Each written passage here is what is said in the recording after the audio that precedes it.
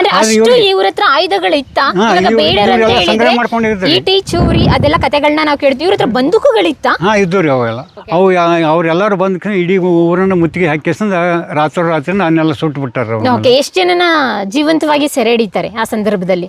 ಅಲ್ಲಿ 119 ಜನರನ್ನ ಸೆರೆ ಹಿಡಿದಕ್ಕಿಂತ ಅವ್ರನ್ನ ಕಲಾವಿಗೆ ಎತ್ಕೊಂಡು ಹೋಗ್ತಾರೆ. ಉಳಿದ 19 ಜನರ ಒಳಗೆ ಕೆಲವೊಂದನ್ನು ಬಿಟ್ಟು ಕಿಸಿಂದ ಇಲ್ಲಿ ಗಲ್ಲಿಗೇರಿಸ್ತಾರೆ ಸಂಸ್ಥಾನದಾಗ ರೀ.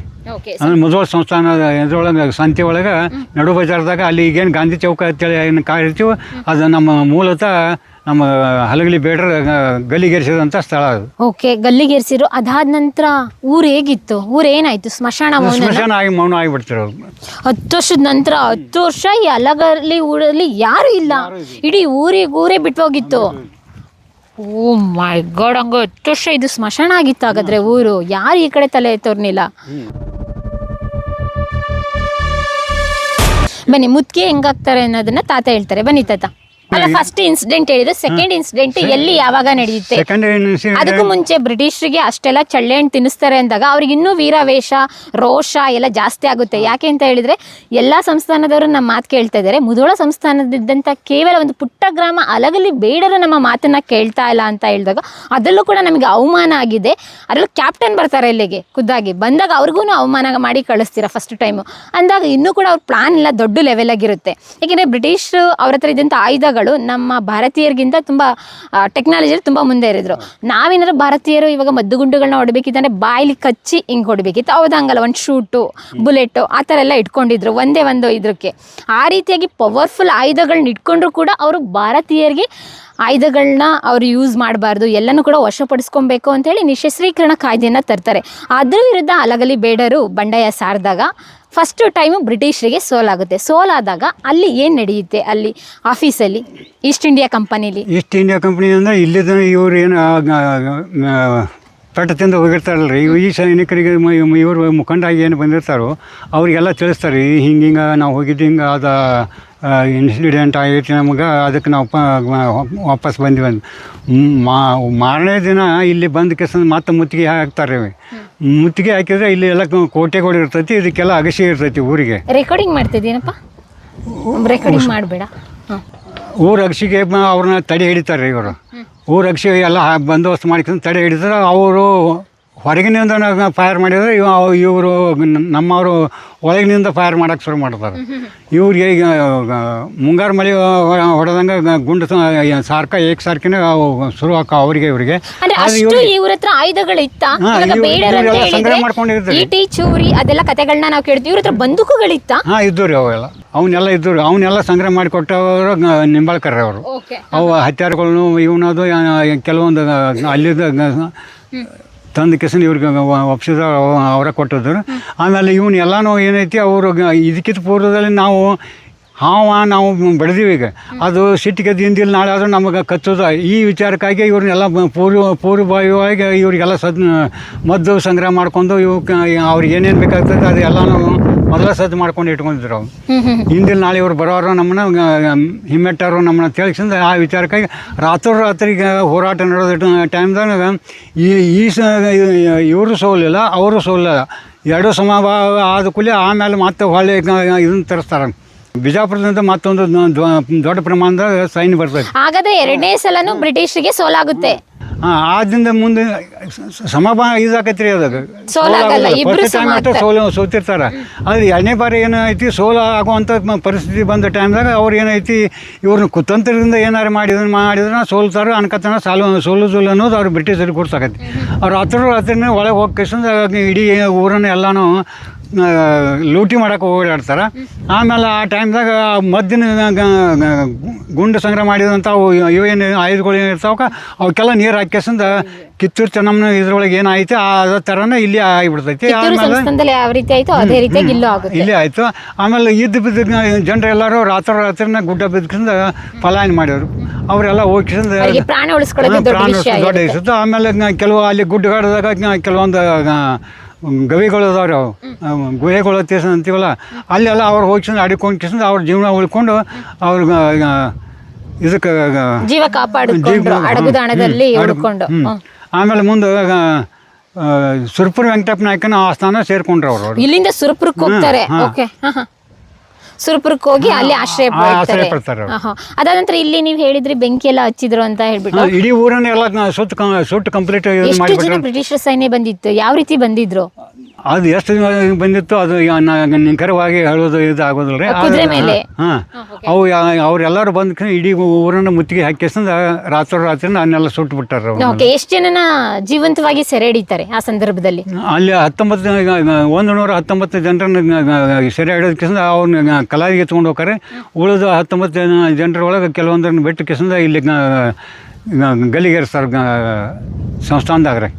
ಅಂದ್ರೆ ಮುಧೋಳ ಸಂಸ್ಥಾನ ಇದ್ರೊಳಗೆ ಸಂತೆ ಒಳಗೆ ನಡು ಬಜಾರ್ದಾಗ ಅಲ್ಲಿ ಈಗೇನು ಗಾಂಧಿ ಚೌಕ ಅಂತೇಳಿ ಏನು ಕಾಯಿರ್ತೀವಿ ಅದು ನಮ್ಮ ಮೂಲತಃ ನಮ್ಮ ಹಲಗಲಿ ಬೇಡ್ರ ಗಲ್ಲಿಗೇರಿಸಿದಂಥ ಸ್ಥಳ ಅದು.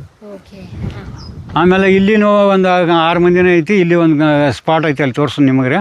ಅಲ್ಲಿ ಒಂದು 6 ಮಂದಿನ ಅಲ್ಲಿ ಗಲ್ಲಿಗೇರಿಸ್ತಾರೆ. ಅಂದ್ರೆ ಅದು ಎದಕ್ಕೆ ಮಾಡಿದ್ರು ಅಂದ್ರೆ ಅಲ್ಲಿ ಸಂತಿ ನೆರೆದ ಟೈಮ್ದಾಗ ಎಲ್ಲ ಸುತ್ತಮುತ್ತಲ ಹಳ್ಳಿ ಜನರು ಕೂಡಿರ್ತಾರೋ, ಆ ಕೂಡಿದ ಜನರಿಗೆ ಇದನ್ನು ತೋರಿಸಿದ್ವಿ ಅಂದ್ರೆ ಅವರು ಯಾರು ಹಿಂಗೆ ಶಸ್ತ್ರ ತಗೊಂಡು ಇಟ್ಕೊಳ್ಳೋಂಗಿಲ್ಲ. ಅವ್ರ ಊರು ಹೋಗಾಗ ಅವ್ರಿಗೆ ಒಂದು ಭಯ ಹುಟ್ಟಿಸೋ ಸಂಬಂಧ ಆ ರೀತಿ ಅವ್ರಿಗೆ ಅಲ್ಲಿಗೆ ಅವ್ರನ್ನ ಗಲ್ಲಿಗೇರಿಸ್ತಾರೆ. ಅದೇ ಟೈಮಿನ ಮುಂದೆ ಇಲ್ಲಿ ಮಾರನೇ ದಿನ ಇಲ್ಲಿ ಏನು ಗಲ್ಲಿಗೇರಿಸ್ತಾರೋ ಈ ಊರನ್ನ ಅವ್ರಿಗೆ ಇನ್ನೂ ಅಂಜಿಕೆ ಹೋಗಿರೋಂಗಿಲ್ಲ. ಉಳಿದು ಬೆಳೆದ ಜನರಿಗೂ ಇದಾಗಲಿ ಭಯ ಹುಟ್ಟಲಿ ಅಂತ ಅನ್ನೋ ಸಂಬಂಧ ಇಲ್ಲಿನೂ ಇವರಿಗೆ ಮತ್ತೊಮ್ಮೆ ಹೊಳೆ ಇಲ್ಲೇ ಊರಾಗ ತಂದ ಕೇಸ ಅವ್ರನ್ನ ಗಲ್ಲಿಗೇರಿಸ್ತಾರೆ.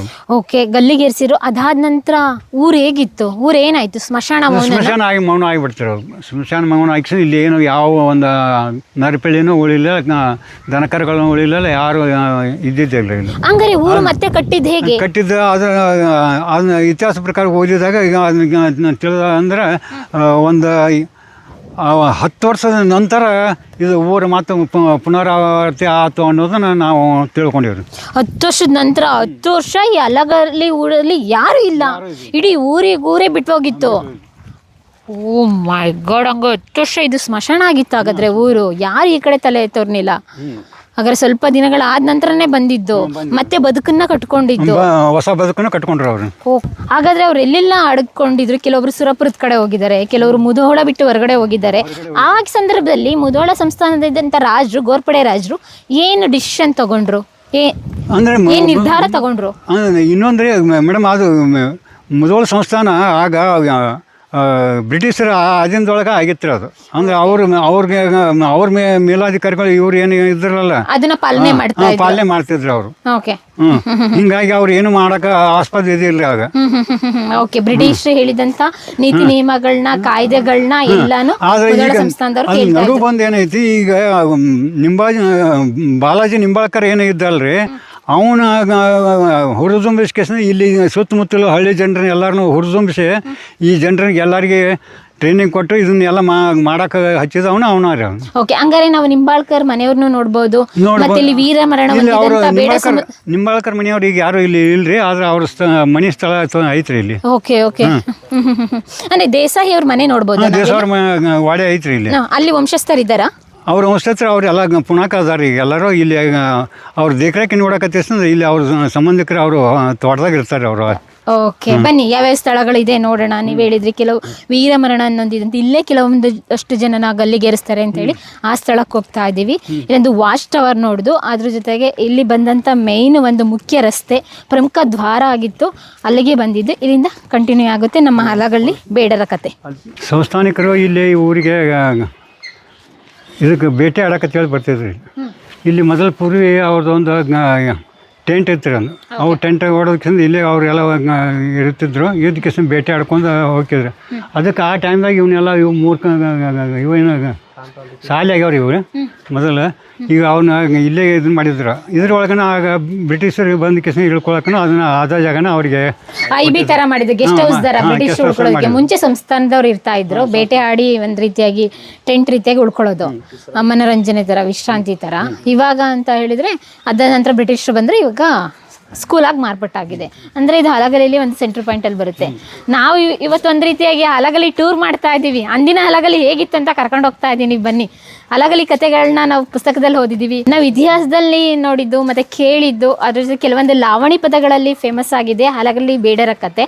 ಖುದ್ದಾಗಿ, ನೈಜವಾಗಿ, ಸಹಜವಾಗಿ ಊರು ಹೇಗಿದೆ ಅಂದಿನ ಕಾಲದಲ್ಲಿ ಹೇಗಿತ್ತು, ಇವಾಗ ಹೇಗೆ ಮಾರ್ಪಾಡಾಗಿದೆ ಅಂತ ಹೇಳಿ ನಾವು ತೋರಿಸೋಂಥ ಪ್ರಯತ್ನ ಮಾಡ್ತಾ ಇದ್ದೀವಿ. ಇಲ್ಲಿ ಕೆಲವೊಂದು ಮಾಹಿತಿಗಳ ಕೊರತೆ ಇದೆ, ಖುದ್ದಾಗೆ ಹೇಳ್ತಾ ಇದ್ದೀನಿ. ಏಕೆಂದರೆ ತಾತ ಎಲ್ಲನೂ ತಿಳ್ಕೊಂಡಿದ್ರು, ಆದರೆ ಅವರಿಗೆ 70 ದಾಟಿರೋದ್ರಿಂದ ಕೆಲವೊಂದು ಹಿಂದೆ ಮುಂದೆ ಹೇಳ್ತಾ ಇದ್ದಾರೆ. ನಮ್ಮ ವೀಕ್ಷಕರು ಅಡ್ಜಸ್ಟ್ ಮಾಡ್ಕೊಬೇಕು. ಸಾಧ್ಯವಾದಷ್ಟು ತೋರಿಸುವಂಥ ಪ್ರಯತ್ನ ಮಾಡ್ತಾ ಇದ್ದೀವಿ. ಬನ್ನಿ, ಇಲ್ಲಿಂದ ನಾವು ಡೈರೆಕ್ಟಾಗಿ ಮದ್ದಿನ ಮನೆಗೆ ಹೋಗ್ತೀವಿ. ಅದಾದ ನಂತರ ದೇಸಾಯಿಯವ್ರ ಮನೆಗೆ ಹೋಗ್ತೀವಿ.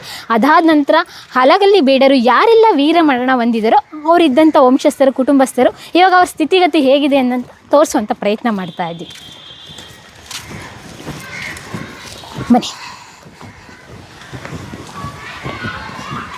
ಪ್ರಿಯ ವೀಕ್ಷಕರೇ, ನಾವು ತೋರಿಸುತ್ತಿರುವ ಇತಿಹಾಸದ ಕಥೆಗಳು ಕನ್ನಡದ ಕಲೆ, ಸಾಹಿತ್ಯ, ಸಂಸ್ಕೃತಿ, ಜನಜೀವನ, ಇತಿಹಾಸ ಸೃಷ್ಟಿಸಿದ ಜನಸಾಮಾನ್ಯರ ಅಸಾಮಾನ್ಯ ಕಥೆಗಳು ನಿಮಗೆ ಇಷ್ಟ ಆಗಿದ್ಯಾ? ಹಾಗಿದ್ರೆ ವಿಡಿಯೋ ನೋಡಿ ಸುಮ್ಮನಾಗ್ಬೇಡಿ, ಶೇರ್ ಮಾಡಿ, ಸಪೋರ್ಟ್ ಮಾಡಿ, ನಮ್ಮೊಂದಿಗೆ ಜೊತೆಯಾಗಿ. ಇದು ನೀವೇ ಬೆಳೆಸಿದ ನಿಮ್ಮ ನೆಚ್ಚಿನ ಡಿಜಿಟಲ್ ಮಾಧ್ಯಮ. ಇನ್ಮುಂದೆ ನಿಮಗಾಗಿ ಇನ್ನಷ್ಟು ವಿನೂತನ ಶೈಲಿಯಲ್ಲಿ ಬರಲಿದೆ. ನೈತಿಕ ಬೆಂಬಲದ ಜೊತೆಗೆ ಆರ್ಥಿಕ ಬೆಂಬಲ ನೀಡಿ. ನಿಮ್ಮ ಬೆಂಬಲವೇ ನಮಗೆ ಪ್ರೇರಣೆ, ಸ್ಫೂರ್ತಿ ಕೂಡ.